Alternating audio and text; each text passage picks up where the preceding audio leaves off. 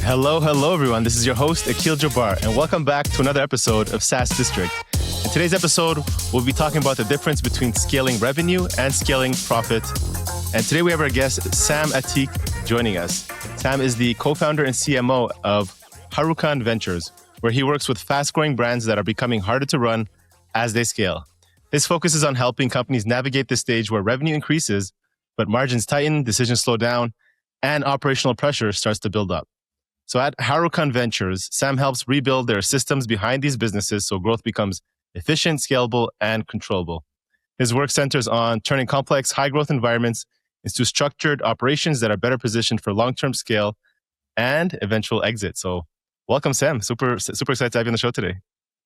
Hey, Akil. Thank you for being able to be here. So I'd love to hear just a little bit. We're really talking about here, profits and revenue. We're trying to compare the two.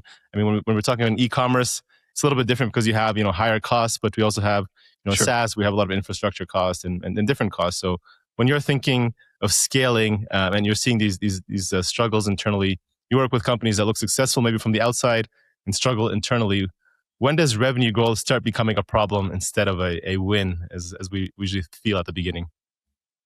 So, the issue is pretty much the same on every kind of business that you're looking for. In SaaS, you have more overhead. In e-commerce, you have more product costs, as example, or more fulfillment costs and other stuff. So the issues and the bottlenecks are pretty much the same. There is one thing that you just really need to understand when you're just making a business exit ready. No one gives a damn about revenue. No one cares about revenue. The only thing which is important actually is EBITDA. Yeah. So that means EBITDA, everyone knows that. Yeah. That's the profit before paying taxes. So that's the secret source, you could say. Like if your EBITDA if you have a great EBITDA margin, like 15, 20, 25, 30%, yeah, then you just can, work with that for getting a better multiple. Yeah. So, and that's what I learned in the last years. Yeah, growing revenue is great, but if your margin is not giving you any space for that, it's basically an instant loss instead of an instant win, because you can just do like 5 million or even 10 million in revenue annually. Yeah, but if your EBITDA margin is 5% or let us say 7%, no one is caring about that. Yeah, because your business is not healthy to scale. Because after you reach the 5 or 10 million space, you are only getting more and more expensive to acquire new customers, right? So your CAC, your cost per acquisition cost is skyrocketing after this point, right? So what happens? Customers getting more and more expensive. Usually people are also not fixing their churn rate. And what happens is you're getting new customers for expensive and the churn rate is still the same and you're losing money. You're bleeding out basically. Pretty slow, but you're bleeding out. And what's generally the reason why revenue starts dropping around that point? It gets more expensive. And what are some factors that people can look at in improving internally to help them keep their EBITDA margins, above that, instead of staying at the 5-7%, staying at that 15-20%, especially as they're scaling, right? So the most thing that I see that a lot of founders are missing is listening to their audience, right?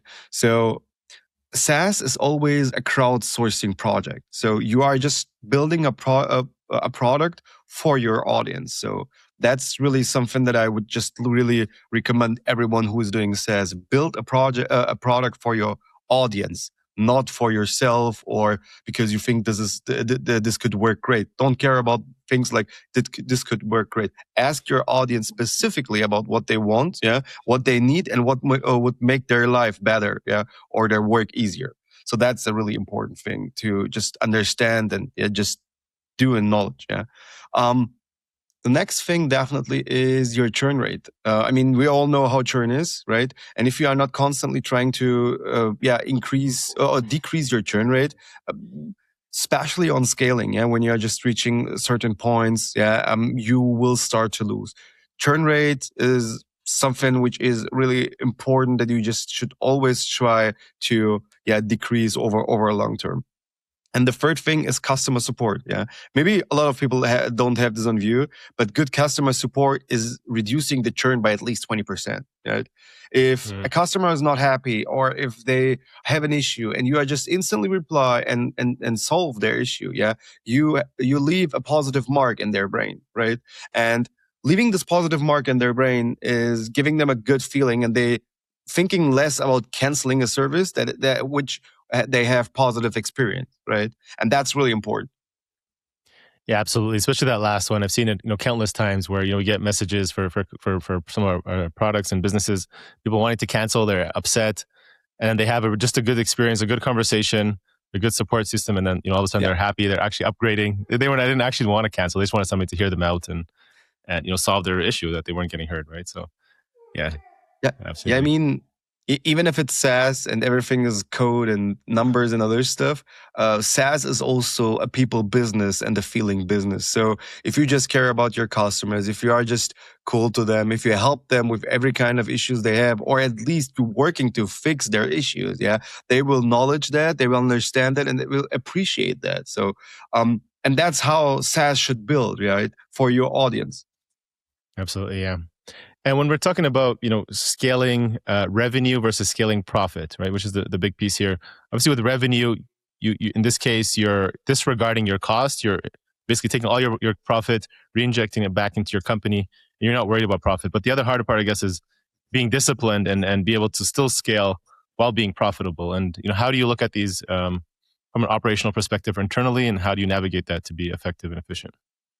So actually, that depends from case to case. As example, let us say you have a huge investor in back, right? Then you can just maybe reduce to be being careful about scaling a brand.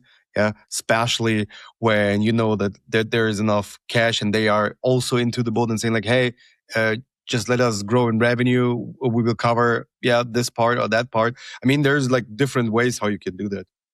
But overall, let us say you are bootstrapped, you just have this funded from your own pocket. Yeah. So then scaling profit should be always your target, right? Your main priority, because every SaaS can scale profitable. You only need to find the way how you do that. Yeah. And the first thing that you always should do is have just like really good control about your unit economics, right? That's something that a lot of people are not really caring a lot of about. Yeah. So what are you paying each customer? What is your CPL? How much revenue you do? Yeah. How much discounts you give? Yeah. How long is your customer lifetime value? What is the average months a customer is staying with your project, right? And these are all things that you should just really care of. If I know a customer is staying, like, let us say 12 months, yeah, and let us say the average subscription fee is $100, and I pay $50 each customer I get into the boat, I'm first order profitable, as example, right? Usually you are not first order profitable, especially when you're scaling, but let us take this as an example.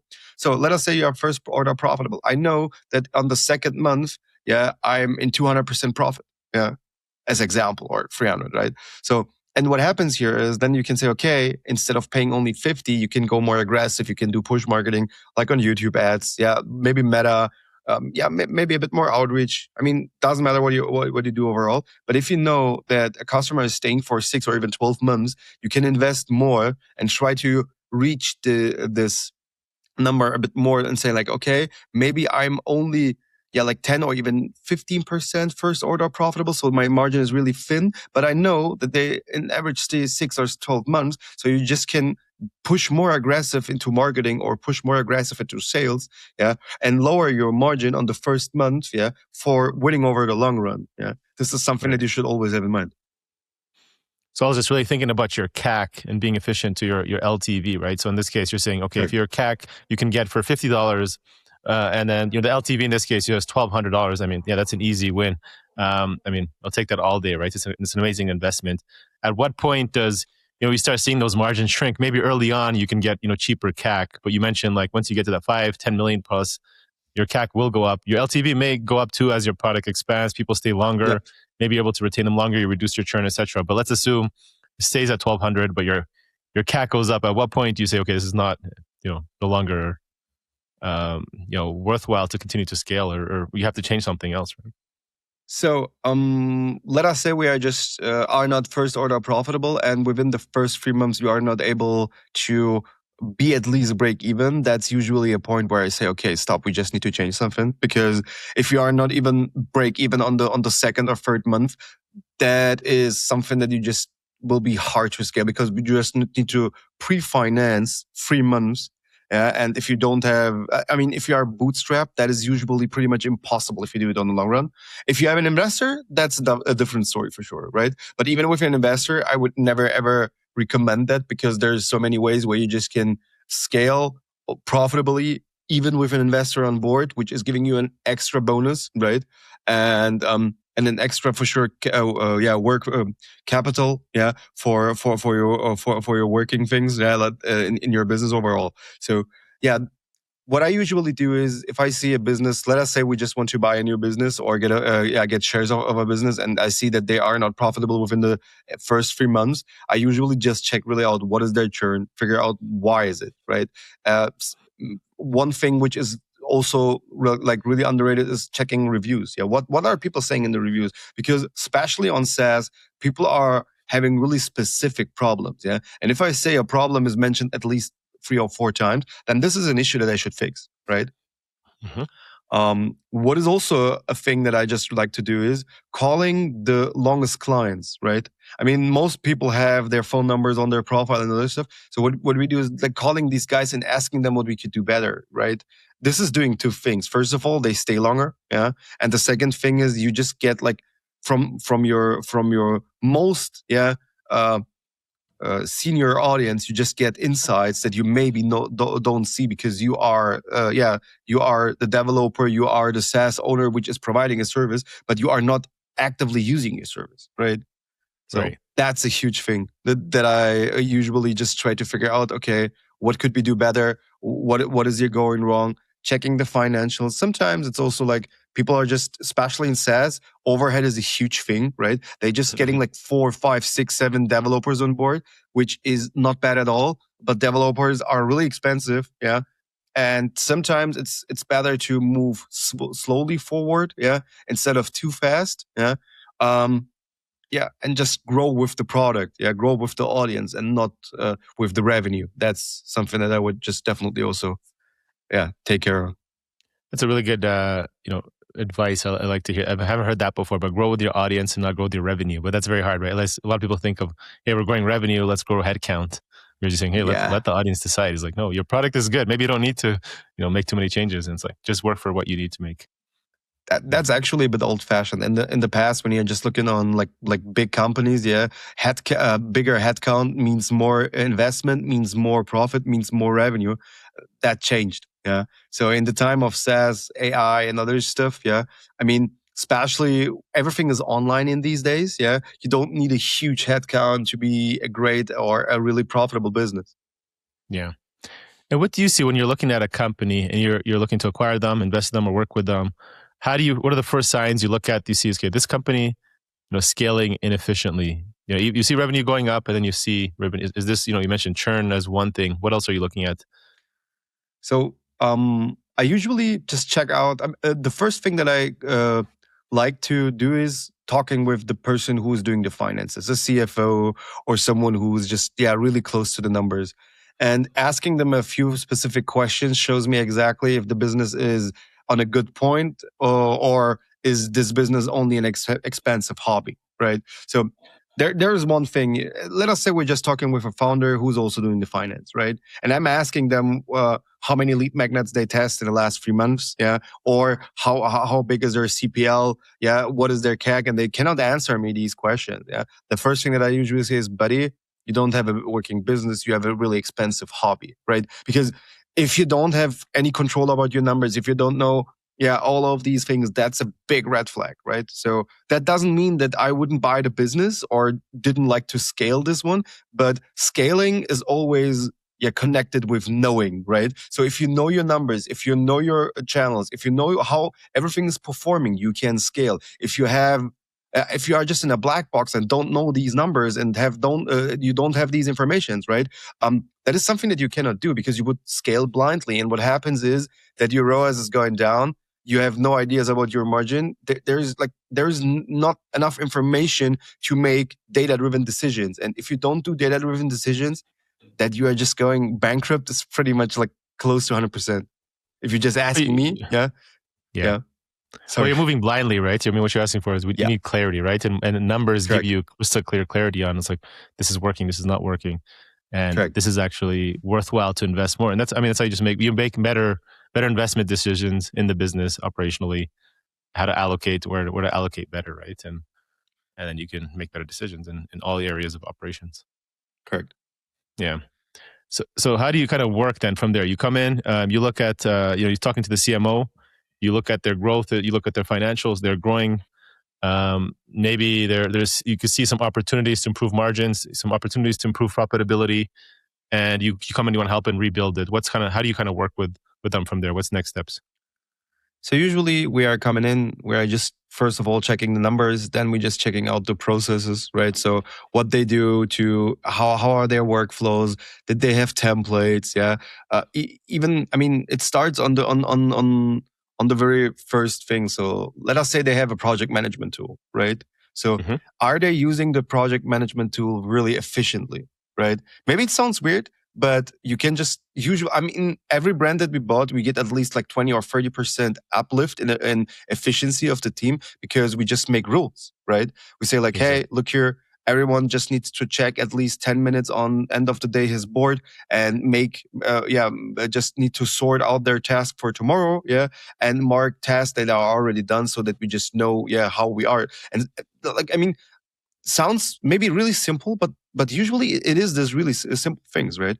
We just 100%. Go into the processes, figuring out what is working on, what is not working great, fixing that, making rules. Because the best developers, even really good ones that I see, they usually have so many things on their plate that they don't have any idea about how they should structure that efficiently, And it's actually not their job to also structure their tasks, because they are really busy with what they are doing. If you can do that for them, if you can lift this heavy, let us say task from them, they will be so thankful for that. I saw this like multiple times. That's really one thing. It really depends from business to business. Once you fix the first two things, usually like you see like 5 up to 10% more margin is in because you are just doing the groundwork, which was not done before, what you actually need to do when you just built up the business. And then you're just starting with the marketing channels. If the SaaS is doing performance marketing is basically a channel that a lot of people are seeing wrong. Why? Really simple. Performance marketing, everyone thinks like, if you just do Google ads, if you just do Meta ads, you just need to be 100% profitable. That's actually a wrong fact. You do profits in decreasing your churn rate. You do profits over your retention marketing, over email, WhatsApp, SMS, getting people, getting another touch point from people, Performance marketing is only getting high quality traffic to your website from people which are interested. Your goal should be trying to convert them as much as possible, And if you are not able to convert them, then you just need to grab them with retention marketing, right? And this is something that a lot of people are not doing. They do Google ads, but they don't do email. There is no pop-up on your website. There is no survey. There is no all of these things. But people like to tell people what they should do better. That's a fact, right? So if you're just asking them from the beginning on, when someone is just trying to do a trial, what we could do better, right? They leave their email, their name, their phone number, even. They just give you all information that you're looking for if they can only give you feedback, because people like to give feedback, even if it's bad or positive. That doesn't even matter, to be honest. So, and these are things. So all the things you guys are looking at when you're looking at a company and you're thinking whether to invest in them. So these are lots of opportunities, and like you said, these small things like people overlook is like a lot of founders are really good at building great products. They're building their initial team, let's say their first 10, but that does not mean they're good at building systems and processes. But processes, like you said, these simple processes, SOPs, project management, having a proper workflow, meetings and rhythms, tracking KPIs, like all these little things, but you set them up properly. It's like, okay, now we know how to scale, and that's how you can build and make better and scale efficiently. So that's, super helpful, underrated, and maybe most people should think about that more in their business. I mean, that's basically everything. And you just have these tasks and these SOPs in every industry, e-com, local services, SaaS. It's always the same. For sure, the framework or maybe the topic is a different one, and you just need to change a couple of things, but the structure or the main idea, the core idea behind that is always the same. Absolutely.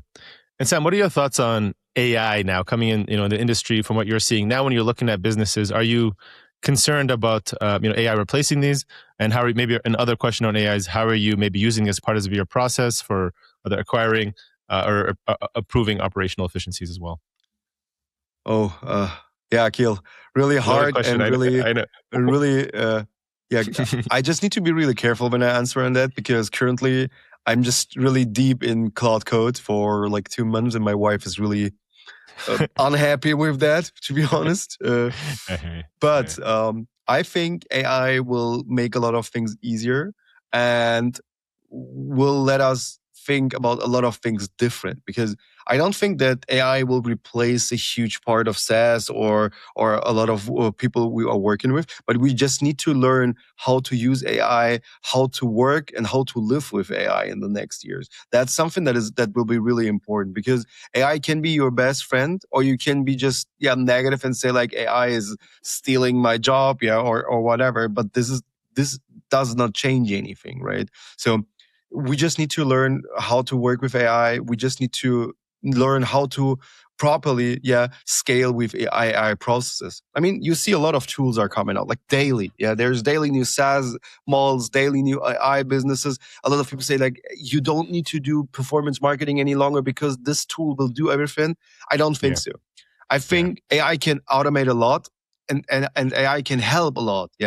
But the core decision maker should be still a human, because AI cannot replicate feelings. And sometimes, I mean, I'm a data-driven guy. I don't like a lot of feelings in work. I just try to also just be really calculated in these things. But sometimes, we do decisions because of instinct, because of a gut feeling or because of feelings. And these decisions are sometimes really crucial for our scale.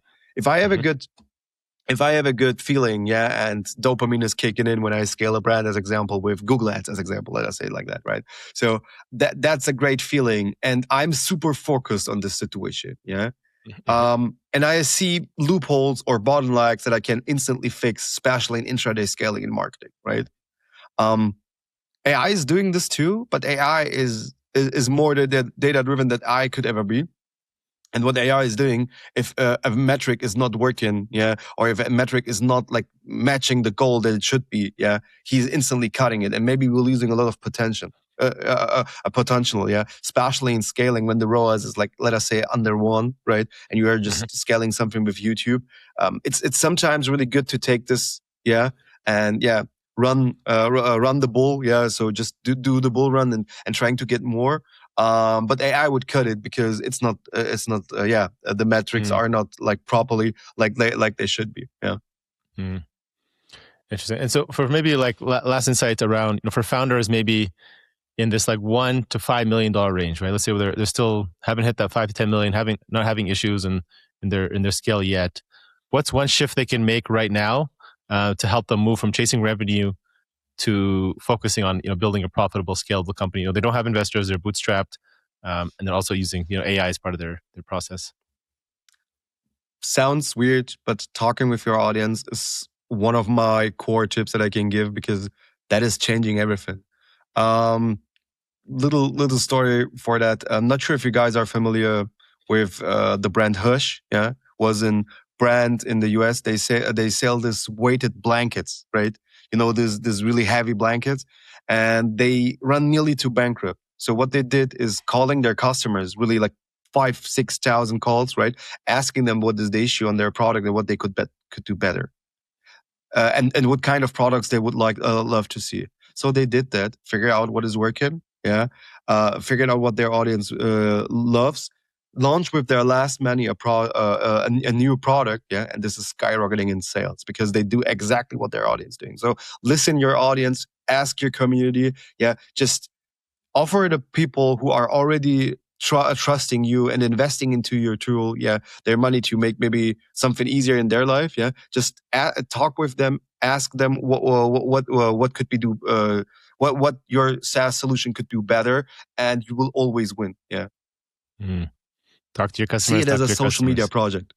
Yeah. So what are you calling them, right? You're saying like call them, meet them if you can, and just like get into them and solve. Yeah, definitely. Love it. And like you said, most people are usually pretty open. I think a lot of people are scared to get on the phone and jump on a call or meet people and ask that. But you said most people are willing to share. It's like, hey, if you just want feedback, people want to share what they don't like and especially what they don't like, and if they like it, they'll give you that feedback, right? I mean, I understand that it's not easy to call, but let us think about this. So you are calling me right now and saying like, hey, Cem, I'm from Google, right? So you are using our solution. How are you happy with that? Is there anything that we could do for make your life easier? Yeah. And with this point, you just, taking the guard down of the person who is on the phone, because you just come to him, don't offer him any service. You ask him actively what you could do better to make his life easier. I mean, it's so simple sometimes, but I know, especially in my first days, it's really hard or maybe a bit difficult if you are not a most confident person to just talk about these things or even call people. But I mean, you will lose a lot of money, a lot of potential, and you will not be able to figure out a problem that you maybe have if you don't starting to ask your audience. Yeah, absolutely. I think that's super critical. So if folks are haven't done that and they're growing their company, pick up, call your customers and see how you can do better today. So appreciate that advice, Sam. Yeah. So Sam, I want to shift gears here as we're ending the end of this episode. Go to the personal rapid fire questions. Ready for that? Sure. All right, Sam. What's one activity you enjoy outside of work that gets you into a flow state? Good question. I did judo for 20 years. And I just, trying to reduce my weight a little bit more that I can start again with it. Right now, I just, spending a lot of time into walking and just, shutting my phone off because, that is really the only time where I just can just be lonely with my mind and my ideas and all the stuff. And I just writing a lot, to be honest. So walking and writing, is I think the best thing. That I would say, like, absolutely. Outside of work. Yeah, we've heard that a couple of times. A lot of people love that. You're walking, disconnected from your phone. So simple, so underrated, so powerful. So love it. It's a game changer, definitely. Yeah. Sam, what's one piece of advice you wish you had known, and if you can go back, you would tell your, say, 25-year-old self? Get goosebumps. Really simple. Don't be so friendly. Try to focus more on business, because I lose a lot of opportunities with helping people, being too friendly. Just trying to be the nice guy, and no one is thankful for that, actually. So be focused on business. Stop being the nice guy. Be the business guy. It's something that I would just definitely recommend to my younger self. Yeah, for sure. To be able to separate the business from the personal. Absolutely. Yeah, definitely. Yeah. Sam, what are some of the biggest challenges you're currently facing in order to continue to grow your firm, Harucon Ventures? Meaning, what keeps you up at night these days? The biggest issues that we usually have is, I mean, it happens from time to time that we invest in a company where the founder has a huge ego. Yeah. So even if we are just buying at least 51%, that's a core of our principles. We buying at least with 51%. That keeps me really up tonight, because people are just, with ego, they, killing their whole scale with that, because like saying like, hey, I don't think like this is so. And I say like, hey, here are the numbers. I don't care about what you are thinking. The numbers are speaking the truth. And even if you are just, think that is not the right way, or if you don't feel this the right way, the numbers say anything. There is nothing that you just can tell me to convince me if you cannot show me the numbers, right? And there's sometimes like, that's the biggest challenge that I have, that sometimes the ego of founders, especially people which scaling something from 0 to 5 million, or from 0 to 3 million, they have a huge ego because they said, I made it. Yeah. I killed it. Right. And to be honest, maybe it sounds weird, but scaling something from 1 to 3 million is not that hard. Yeah. It's only, the three things are important. Yeah. The pace is important. You just need to shift fast. The consistency is important, and your execution just needs to be fast. If you just do these three things and always do it, as long you find something that works, you can easily scale something to 3 or 5 million in revenue. Cem, who or what are some of the best 3 resources? These can be books, mentors, or people you follow in the space who you'd say have been most instrumental to your success over these last few years. So, one of my favorite books is Pitch Anything from Oren Klaff. Not sure if you just read it. Yeah. Maybe it sounds weird, but you can do everything in your life and can get funded for everything in your life if you know how to pitch correctly. So I think it's a super powerful book, because Oren Klaff has just raised like millions. Yeah. With a really simple strategy. I would just definitely recommend to everyone to read that book. So let me just think. I just hearing a lot of podcasts and other stuff, but in the last time, reading is getting a bit less because we're just really busy with what we're doing. Mentors. Good question. That's it. If you don't have any other, that's fine. There's a bunch of people that I follow and I really like. So one of our investors, a really smart guy called Georg, is a German name, right? He's always like, one thing that he always did in the beginning when we're just building a company is he just set up principles, right? There's principles that you just set up in your business, right? Doesn't matter what happens, no matter who it is, these principles stay over everything, yeah? And I would say he's one of my mentors in this case, because that makes life so much easier, because you don't need to you don't need to complain. You don't need to argument with a worker or with a founder. If you have principles, that is just changing the whole game. And I think he's one of my mentors for 100% sure. Nice. Yeah, love it. Sam, what does success mean to you today? Whether that's personally, business, financial, life? There's no right answer. Yeah.